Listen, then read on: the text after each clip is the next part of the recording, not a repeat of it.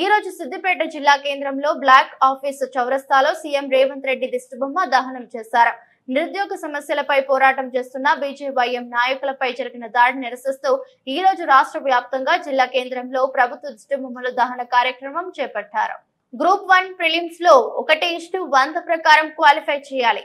Group 2, group 3 నోటిఫికేషన్లలో అదనంగా పోస్టులను పెంచాలి. 25,000 టీచర్ పోస్టులతో మెగా డిఎస్సిని నిర్వహించాలి. జాబ్ క్యాలెండర్ ను వెంటనే విడుదల చేయాలి. నిరుద్యోగుల సమస్య పరిష్కరించాలని బీజేవైఎం నిన్న టీజీపీఎస్సీ ముందు ధర్నా నిర్వహిస్తే పోలీసులను పెట్టి రేవంత్ రెడ్డి ప్రభుత్వం విచక్షణ రహితంగా దాడులు చేయించింది. ఈ దాడిలో బీజేవైఎం రాష్ట్ర ఉపాధ్యక్షులు నామాని మహేష్, కార్యాలయం కార్యదర్శి Arvind, Anitha Reddy నాంపల్లిలో care hospital admit అయ్యారు. అంత కసి ఎందుకు పోలీసులకు, ప్రభుత్వానికి? అందుకే గ్రూప్ 1 లో 1:100 ఇచ్చే వరకు, గ్రూప్ 2, గ్రూప్ 3లలో పోస్టులను పెంచే వరకు, 25,000 ఉద్యోగాలతో మెగా డిఎస్సి వేసే వరకు బీజేవైఎం నిరుద్యోగులతో కలిసి రాష్ట్ర వ్యాప్తంగా ఉద్యమాలు నిర్వహిస్తామని, మా హక్కులు సాధిస్తామని తెలుపుతున్నారు.